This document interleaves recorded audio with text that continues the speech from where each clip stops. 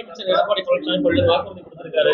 முதியோர் ஓய்வூதியம் 2000 உயர்த்தி வழங்கப்படும் சொல்லியிருக்காரு. மாணவர்கள் கல்விக்கடன் தள்ளுபடி சொல்லியிருக்காரு. 3 சிலிண்டர் இலவசமா வழங்கப்படும் சொல்லியிருக்காரு. எப்படி பாக்குறீங்க? அதாவது எடப்பாடி பழனிசாமி தன்னுடைய தோல்வியை ஒப்புக்கொண்டு விட்டார் என்று நான் பார்க்கிறேன். ஏனென்றால் அவர் கொடுக்கிற வாக்குறுதிகள் அவர் அவருடைய காலத்திலே நிறைவேற்ற முடியாதவை. அவை நிறைவேற்ற முடியாது என்று சொன்ன வாக்குறுதிகளை அவர் இப்பொழுது திரும்ப திரும்ப சொல்லிக் கொண்டிருக்கின்றார். இன்றைக்கு மகளிருக்கு 2000 ரூபாய் சொல்லியிருக்கார். அன்றைக்கு மாண்புமிகு தமிழ்நாடு முதலமைச்சர் தலைவர் தளபதி அவர்கள் அன்றைக்கு 1000 ரூபாய் மகளிருக்கு உரிமை தொகை வழங்கப்படும் என்று சொன்ன நேரத்தில் என்ன சொன்னார்?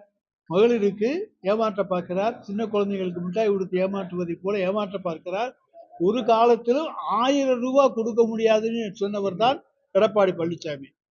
அதே போல இன்னொன்று எடுத்துக்கொண்டீங்கன்னா கட்டணம் இல்லாத பேருந்து. இன்னைக்கு அவர் சொல்லியிருக்கார் ஆண்களுக்கு தரப்போறேன்னு சொல்லி.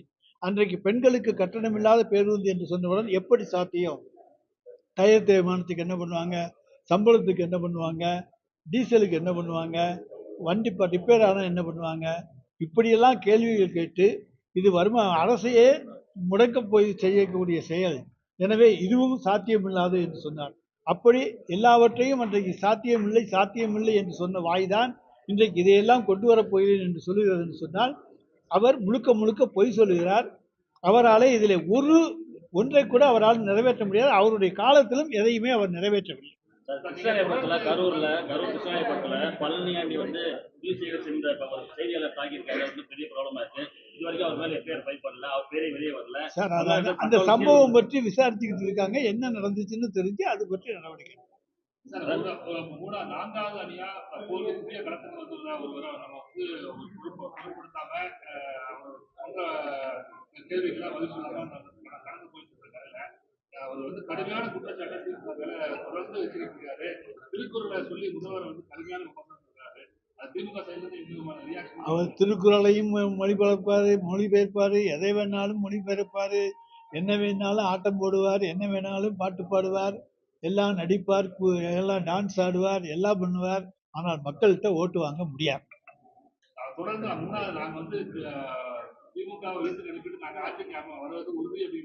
சார் தேர்தல் நிக்கிற ஒரு சுயேட்சை கூட நான் ஜெயிப்பேன்னு தான் சார் சொல்றேன். 5 ஓட்டு கூட வாங்க முடியாத நான் ஜெயிக்க போறேன்னு தான் சொல்றேன். ரிசல்ட் வர்ற அன்னைக்கு தானே தெரியும் அவனுடைய நிலைமை. அதை போலதான் இவங்களுடைய நிலைமையை ரிசல்ட் வர்ற அன்னைக்கு பாத்துக்கோங்க. திமுக இணக்கமான போக்கு இல்லாமல் நிலையில தொடர்ந்து போயிருக்கு.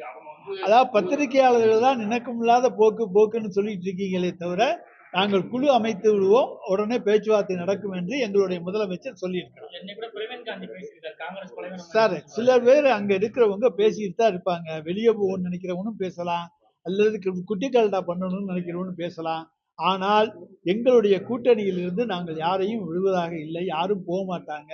அவங்க எங்களோடு இருந்தால்தான் அவர்களுக்கு வெற்றி என்பது அவர்களுக்கு நன்றாக தெரியும்.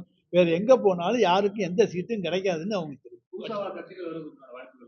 அது எங்களுடைய தலைமையை பொறுத்து. பிளே ஸ்டோர் மற்றும் ஆப் ஸ்டோரில் இருந்து பாலிமர் செயலியை QR கோடு மூலம் பதிவிறக்கம் செய்யுங்கள். செய்திகளை உடனுக்குடன் பெறுங்கள்.